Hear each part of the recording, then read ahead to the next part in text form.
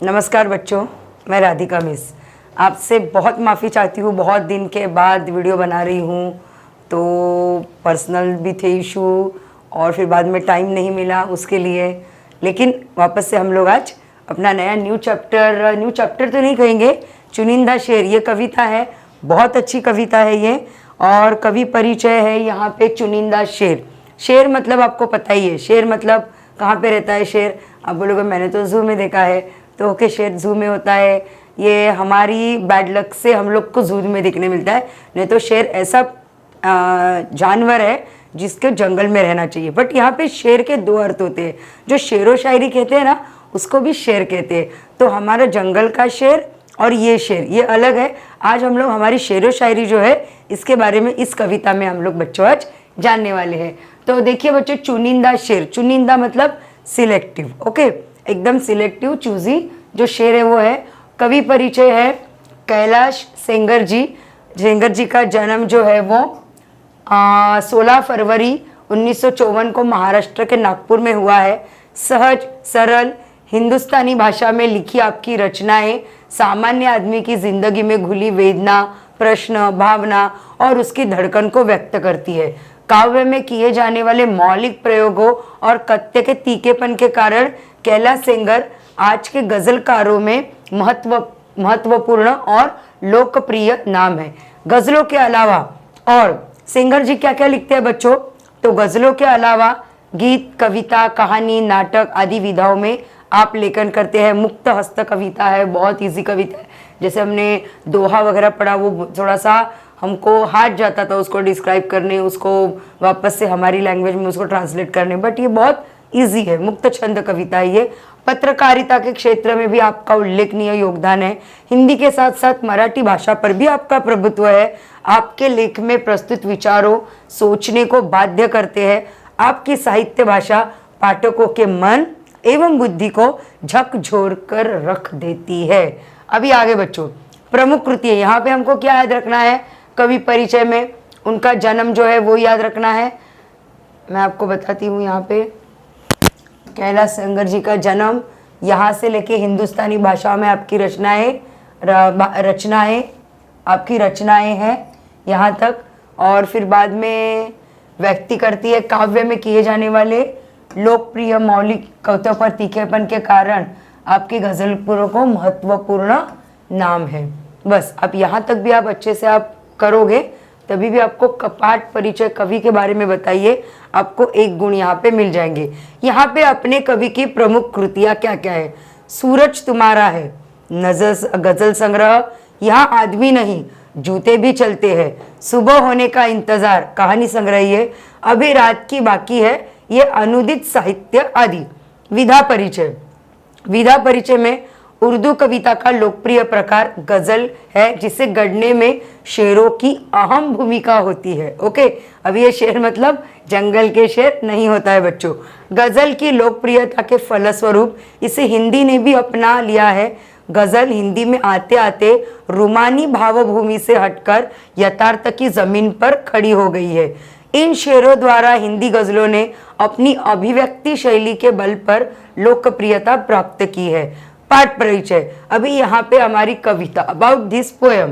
तो यहाँ पे प्रस्तुत शेरों में सामाजिक अव्यवस्था और विडंबना के विभिन्न चित्रों शब्दों के माध्यम से व्यक्त किए गए हैं। इस सामाजिक अव्यवस्था में आम आदमी की अनसुनी कराहे इन शेरों के माध्यम से कवि हम तक पहुंचाने का प्रयास करता है। विषय अविवशताओं के कारण आम आदमी अपनी पीड़ा अभिव्यक्त करने में स्वयं को असमर्थ पाता है। मतलब हमारे पास क्या नहीं तो विवशता, हम लोग विवश है, हेल्पलेस है। इसके लिए हो रहे समाज में जो भी विडंबनाएं हो रही है, कुछ गलत हो रहा है, हम उस पर आवाज नहीं उठा सकते हैं। यही हमारे कवि यहाँ पे हमें बोलना चाहते हैं। ये शेर उन्हीं विवशताओं को व्यक्त करने का माध्यम बन जाते हैं। मनुष्य की इस विवशता को और उसे समाप्त करने के प्रयासों को कवि ने वाणी प्रदान की है। हम क्या करते हैं, हमें विडंबनाएं दिखती है, कुछ गलत दिखता है, हम बस लिखते हैं, या तो कहीं पे कुछ लेख लिखा हुआ रहता है, वैसे भी सोशल मीडिया पर आ जाते ही है, लाइक करते हैं, पढ़ते हैं, एक दो भड़ास निकालते हैं और बस वही के वही हम लोग शांत हो जाते हैं। बट यहाँ पे कविता हमारे कवि सेंगर जी ने क्या किया है, इसको वाणी दी है, मतलब कविता के रूप में इसको रचनात्मक आकार दिया है बच्चों। अभी आगे देखिए, गजलों से खुशबू बिखरना हमको आता है, चट्टानों पर फूल खिलाना हमको आता है। यहाँ पे हमारे कवि कहते हैं कि गज़लों से खुशबू बनाना, कैलाश जी मानना है कि अपनी गज़लों से, अपनी कविताओं से उनको खुशबू फैलाना आता है, मतलब अपने कृतियों से वो इतने सक्षम है कि पूरी दुनिया में अपनी कविताएं, अपनी बात उनको सुनानी आती है। तो कौन से माध्यम से? अपने गज़ल के माध्यम से। और हमें कवि कहते हैं कि चट्टानों पर फूल खिलाना भी आता है। तो यहाँ पे कवि का अर्थ है इम्पॉसिबल थिंग इज पॉसिबल। तो जो भी इम्पॉसिबल थिंग है वो इम्पॉसिबल करने हमारा जो कवि है उनको आता है। परिंदों को शिकायत है, कभी तो सुनो मेरे मालिक, तेरे दानों में भी शायद लगा है घुन मेरे मालिक। तो परिंदों को, परिंदे मतलब यहाँ पे पक्षी, तो हमारे कवि कहते हैं परिंदे ईश्वर से शिकायत कर रहे हैं, मालिक कभी तो हमारी बात भी सुनो, यानी आपकी कृपा से हमें दाना पानी तो मिल रहा है लेकिन उसमें भी कीड़े लगे हैं, अर्थात आपकी कृपा अब प्रदूषित हो रही है।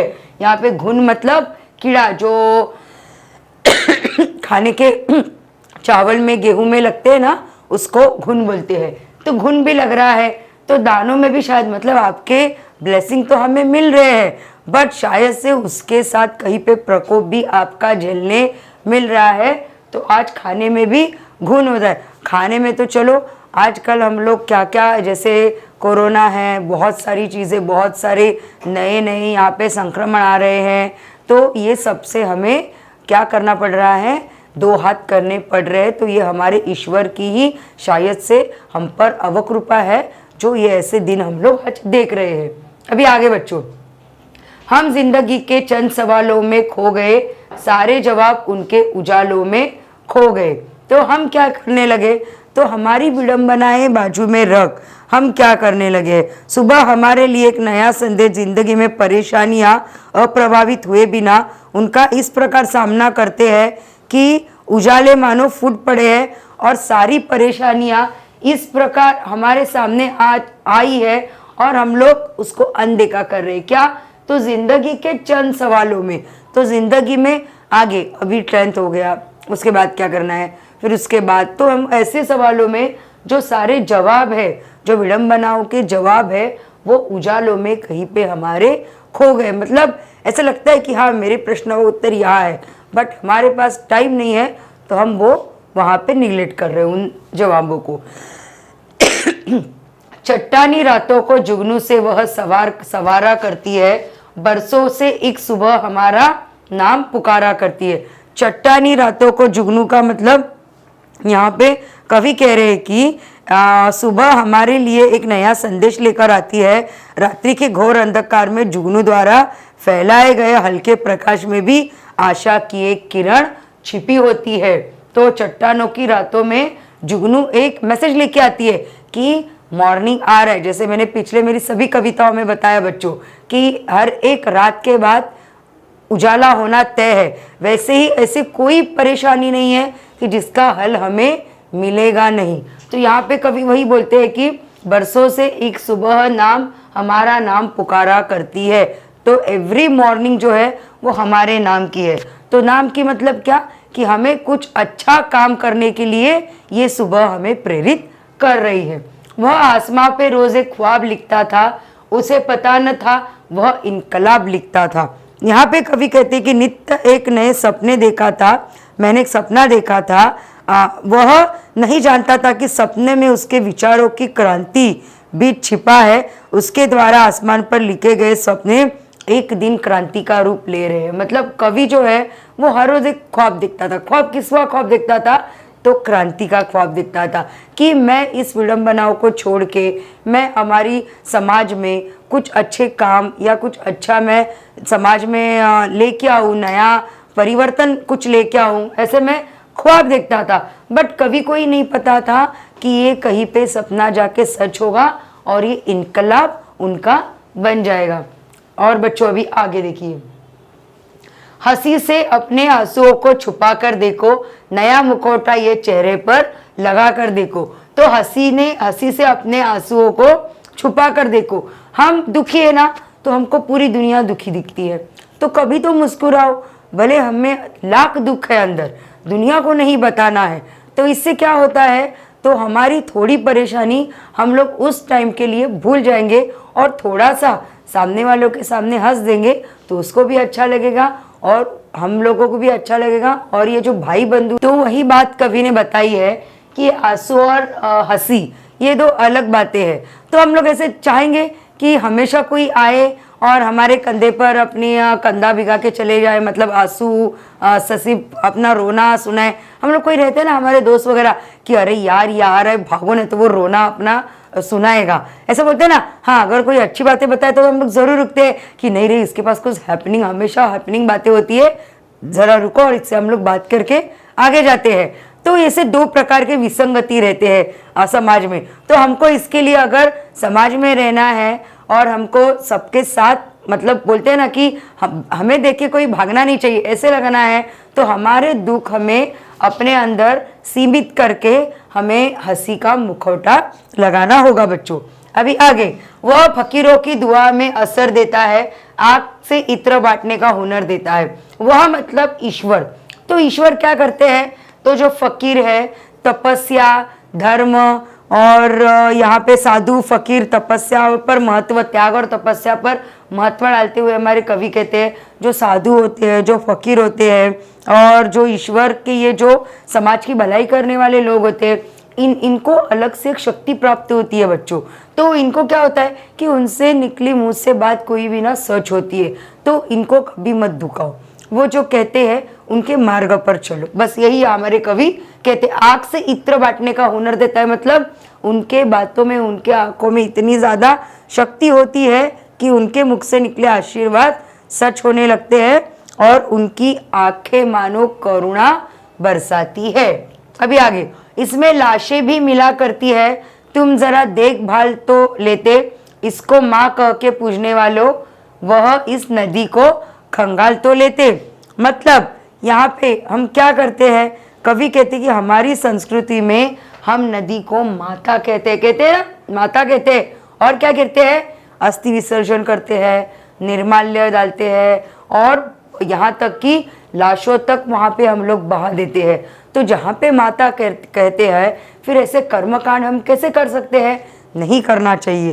तो यहाँ पे कवि ऐसी थी, मानव सभ्यता के जीवनदायिनी हम लोग जिस नदी को माता रूपी कहते हैं, उसमें हम लाश तक बहा देते हैं। और तुम जरा देखभाल तो लेते, इसको माँ कहने वाले, पूजने वालों, तो हम माँ कहते हैं, तो हमको कूड़ा कचरा रसायन आदि नदी में नहीं फेंकना चाहिए। तो कवि हमें यही बात बताना चाहते हैं बच्चों कि अगर हमें माता हम इसे कहते हैं, तो हमें कोई हक नहीं बनता है कि नदी में कूड़ा फेंके, रसायन फेंके, लाशें फेंके, हमें कुछ भी अधिकार नहीं है। अगर हम लोग वहाँ पे गंदगी फैलाते हैं तब तो हमें उसे माता कहने का हक नहीं बनता है। अभी आगे, जब भी पानी किसी के सर से गुजर जाएगा तब वह सीने में नई आग ही लगाएगा। सही बात है, जब तक हम सहन करते हैं, सब में अलग अलग टाइप से सहन शक्ति करने की लिमिटेशंस सब में अलग अलग है। कोई झट से उसको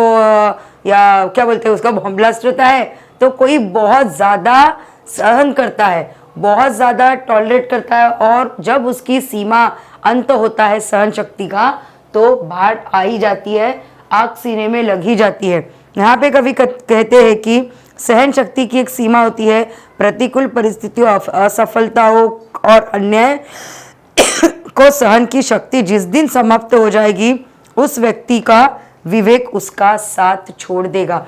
तो सहन करने की शक्ति जब खत्म हो जाएगी तो क्या होगा, तो हम सोचना, अच्छे सोचना या अच्छाई से सोचना हमारा बंद होगा। बस ये 2 लाइन का अर्थ वो है बच्चों। अभी आगे, आंखों में बहुत बाढ़ है, शेष सब कुशल, जीवन नहीं आषाढ़ है, फिर भी सब कुशल है। तो आंखों में इतनी ज़्यादा बाढ़ है, मतलब इतने ज़्यादा आंसू है हमारी निराशाओं में। कवि कहते हैं कि निरंतर मिलती इन विनाशाओं के कारण आंखों में इस प्रकार आंसू बहते हैं कि कभी कभी ऐसा प्रतीत होता है कि ये आग के आंसू नहीं है, तो आषाढ़ का महीना है। आषाढ़ का महीना है जो निरंतर बादल बरस रहे। आषाढ़ के महीने में ना कंटिन्यू बारिश होती रहती है। वैसे ही यहाँ पे कवि कहते हैं कि यहाँ पे आषाढ़ का महीना है, आंखें नहीं है जो हमेशा भर के आती है, और यहाँ पे पानी बरस रहा है। अभी आगे, सड़क ने जब मेरे पैरों पर उंगलियां देखी, कड़कती धूप ने सीने पे बिजलियां देखी। देखो यहाँ पे कितना अच्छा अर्थ कहते हैं कि मेहनत कश इंसान का वर्णन करते हुए हमारे कवि यहाँ पे कह रहे हैं, एक जेठ मास की कड़कती हुई धूप में नंगे पांव चलना, ये देखकर वो सड़क जो है वो क्या कहने लगी, उंगलियां जल रही थी, तो साथ ही दिलो दिमाग और निराश और हताश की आंधियां चल रही थी और बिजलियां घुमड़ रही थी। मतलब एक मेहनत कश इंसान के साथ जो भी दिन आते हैं वो बहुत ज़्यादा दुखदाई होते हैं, उसको बहुत ज़्यादा दुख देके जाते हैं। ओके, अभी आगे, सांस हमारी हमें पराये धन सी लगती है, साहूकार के घर गिरवी कंगन सी लगती है। वाह, तो हमें नहीं भूलना चाहिए कि ये जो हमारी सांसें है, ये हम लोग गिरवी रख के, किसके पास गिरवी रखी है, तो इस ईश्वर के हम लोग, वो साहूकार है हमारा, और हम लोग जो है ये हम लोग चला रहे हैं साहूकारी से। तो सांसें अर्थात प्रत्येक मनुष्य के जीवन में जितना भी आयुष्य है, सांसें है, वो पूर्व निश्चित है, वो सबके तय किए, कोई अमर यहाँ पे है नहीं। तो कवि को ऐसा महसूस होता है कि मानो उसकी सांसें उसकी अपनी नहीं है, उसकी सांसों की संख्या पर उसका कोई अधिकार नहीं।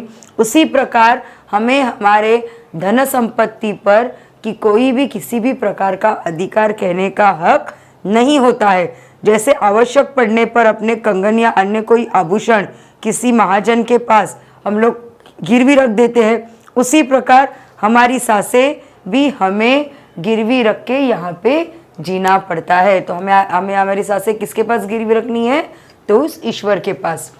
किसी का सर खुला है तो किसी के पाँव बाहर है, जरा ढंग से तू अपनी चादरों को बुन मेरे मालिक।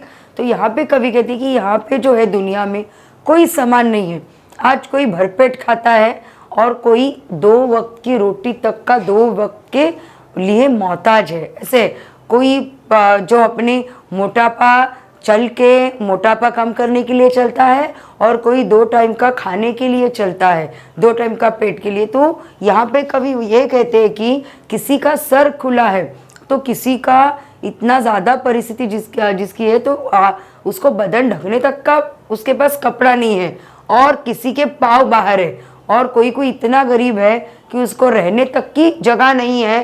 तो ज़रा ढंग से तो अपनी चादरों को बुन, मतलब तू सबको समान लेके चल है मेरे मालिक, सबको इतनी अच्छी जीवन प्रदान करे कि सबको 2 वक्त का खाना मिले और रहने के लिए एक अच्छा मकान मिले। यहाँ पे कवि हमें सब मानवता में इक्वालिटी की बात बताते हैं। वह जो मजदूर मरा है वह निरक्षर था, मगर अपने भीतर वह रोज़े किताब लिखता था। जो कष्ट करने वाला मेहनतकश इंसान है वो एक दिन मर जाता है। बीमारी के कारण वह सांसें अपनी बंद हो गई है। जो इस निर्मोही दुनिया को छोड़कर चला गया है वो अनपढ़ था, इलिटरेट था, चलेगा, परंतु उसके भी अनगणित सपने हो गए ना। उसने भी कुछ सपने देंगे हो क्या अपने फ्यूचर के लिए, अपने बच्चों के लिए। तो यहाँ पे किसी भी प्रकार के साक्षरता की आवश्यकता नहीं है। सपने देखने के लिए साक्षर होना जरूरी है? नहीं, नॉट एग्जैक्ट। वह रोज अपनी इच्छाओं आकांक्षों का मानो वो अपने किताब में लिखता था। वो कौन सी किताब थी? उसके मन के अंदर की वो किताब थी। तो सूरज तुम्हारा है गजल संग्रह से है, बहुत अच्छी कविता है, बहुत अच्छी बातें इसमें से हमको सुननी मिली है। और अभी इसके अर्थ। घुन, एक कीड़ा जो अनाज को खाकर खोखला बना देता है, काला कलर का रहता है ना। और यहाँ पे मुहावरे, चट्टानों पर फूल खिलाना, कड़ी मेहनत से खुशहाली पाना, सिर से पानी गुजर जाना, कष्ट या संकट का पराकाष्ठा तक पहुँच जाना, संयम अथवा सहन करने की सीमा समाप्त होना। परिंदों को यह शिकायत है। तो परिंदों को यहाँ पे क्या शिकायत है? तो यहाँ पे उत्तर है कि परिंदों को यह शिकायत है, मालिक कभी तो हमारी बात सुनो, ऐसा प्रतीत होता है जो दाना आपकी कृपा में है उसमें भी आज कीड़ा कीड़ा लगा है। ये परिंदों को शिकायत है। नदी के प्रति हमारा उत्तरदायित्व क्या है? मतलब हमारे क्या काम होने चाहिए, कैसे हमारे काम होने चाहिए नदी के प्रति। तो कविता में कवि कहते हैं कि नदी के प्रति हम नदी में कूड़ा कचरा नहीं फेंकना चाहिए। नदी संस्कृति हमारी माता है, मानव सभ्यता के लिए जीवनदायिनी है और हमारा यह दायित्व है कि नदी को स्वच्छ रखे और उसमें कूड़ा कचरा न फैलाए। पानी सर से गुजर जाएगा तो क्या होगा? यहाँ पे हमारे कवि कहते हैं कि अगर पानी अगर सर से गुजर जाएगा तो परिस्थिति के हाथों से निकल जाना। पानी सर से गुजर जाना मतलब परिस्थिति हाथ से गुजर जाना। ऐसी स्थिति आने पर या तो व्यक्ति बिल्कुल हताश हो जाता है या विद्रोही बनकर योग्य कार्य भी कर गुजरता है, बनकर न करने योग्य कार्य भी कर गुजरता है। मतलब जो उसको कार्य ने अविवेकता से किया गया कार्य। ओके बच्चों, अभी आगे। कवि जिंदगी के सवालों में क्यों खोए हैं? तो कवि जिंदगी के सवालों में इसलिए खोए हैं कि सवालों के जवाब उनके उजालों में खो गए हैं। तो सवालों के जवाब जो है वो दिन भर मेहनत कश है, तो मेहनत करते हैं, कुछ ऐसे सवाल है जो वहाँ तक ही देखते हैं और उजाले में जाके उनको उनका काम करना है, तो कुछ ज़िंदगी के सवाल मिलते मिलते वहाँ पे उनको खो जाते हैं। ये सवालों में खो गए हैं। पाठ में आए 4 उर्दू शब्द और उनके अर्थ लिखिए। तो पाठ में क्या क्या है आप बता सकते हैं? 4 उर्दू शब्द यहाँ पे है। पहला शब्द आया है उर्दू शब्द खुशबू, सुगंध, परिंदे, पक्षी। मैं ये लिखती हूँ बेटा, आप ध्यान दो। पाठ में आए 4 उर्दू शब्द लिखो और उनका हिंदी अर्थ लिखिए। खुशबू, सुगंध, ख्वाब, स्वप्न, ड्रीम, जिंदगी, जीवन, आयुष्य, लाइफ, परिंदे, पक्षी, बर्ड। ये होता है। ये एक बार देख लीजिए और यहाँ पे इसको आप नोट डाउन करिए बच्चों। हो गया? अभी आगे। आकाश में तारे तोड़ लाना, इस मुहावरे को स्पष्ट कीजिए। आकाश से तारे तोड़ लाना मतलब वही होता है इम्पॉसिबल थिंग इज पॉसिबल। और कठिन परिस्थितियों में भी आप अपने ख्वाब कैसे पूरे करते हैं ये आपको लिखना है। मतलब असंभव कार्य पूर्ण करना। कोई भी व्यक्ति ऐसे कार्य की पूर्ति कर दे जिससे कर पाना असंभव माना जाता रहा है, तब उसके इस असंभव कार्य के लिए इस मुहावरे का उपयोग किया जाता है। असीमित कठिनाइयों से भरा कोई काम जिसे करने पाने में सभी असहज, वह कार्य विशेष कर पाना सभी को असंभव लगे, तब यह मुहावरा दोहराया जाता है। ओके, अभी आगे। क्रांति कभी कभी अपने आप नहीं आती है, वह लाई जाती है। देखो कितना अच्छा है। तो क्रांति अर्थात बदलाव। तो बदलाव शासन व्यवस्था के प्रति हो सकता है या फिर किसी सामाजिक प्रथा के विरोध में। क्रांति कभी भी अपने आप नहीं आती है, इस क्रांति के लिए मानव का प्रयास करना पड़ता है। कोई व्यवस्था अपने रूढ़ी अपने आप समाज विकसित नहीं होता है। यह क्रांतिकारी कदम नहीं उठाएंगे, हमारा समाज प्रगति नहीं कर पाएगा। इसके आंसर्स में आपको नीचे लिख के देती हूँ बेटा। अभी आगे। कवि की भावुक और संवेदनशीलता को समझते हुए चुनिंदा शेर का रसास्वादन कीजिए। इसके भी जो उत्तर है मैं आपको इस पाठ के नीचे मैं लिख के देती हूँ। कैलाश सेंगर जी की प्रसिद्ध रचनाओं के नाम, ये भी आपको सब कुछ मिलेगा बच्चा। और जैसे मैंने कहा था कि हम लोग जल्दी से व्याकरण भी स्टार्ट करते हैं, तो मे बी नेक्स्ट लेक्चर हम लोग सिर्फ व्याकरण का रखते हैं। उसमें हम लोग काल जो है वो सीखेंगे। तो काल कैसे आपको उसको परिवर्तित करना है, तो वो हम लोग नेक्स्ट लेक्चर में सीखते हैं। तो हमारा अगला लेक्चर होगा, अगला हमारा लेक्चर इस पार्ट के लिए है ओजोन विघटन का संकट। बहुत अच्छा चैप्टर है और जो साइंस में रुचि रखते हैं, विज्ञान में रुचि रखते हैं, वो बच्चे तो बहुत ज़्यादा एंजॉय करेंगे और करनी ही चाहिए। तो ये मतलब ओजोन के लिए नहीं है। तो ये फ्रिज जो है, ये फ्रिज कैसे बना, इससे कितना जो है वो ओजोन को कितना ज़्यादा खतरा है फ्रिज के गैसेस से, तो इसका पहले निर्माण किसने किया, फिर हम लोग जो आज एसी के नीचे ठंडी हवा लेते हैं, तो पहले ये सब पॉसिबल होता था क्या? तो इससे गैसेस निकलने वाली ये कितनी हार्मफुल गैसेस थी। तो ये सब कुछ हमें इस पार्ट में सीखने मिलेगा। तो नया चैप्टर हम लोग नेक्स्ट लेक्चर में लेंगे। तब तक के लिए यहाँ पे रुकते हैं बच्चों। धन्यवाद और बाय। कमेंट करते रहना और लाइक एंड शेयर करते रहना।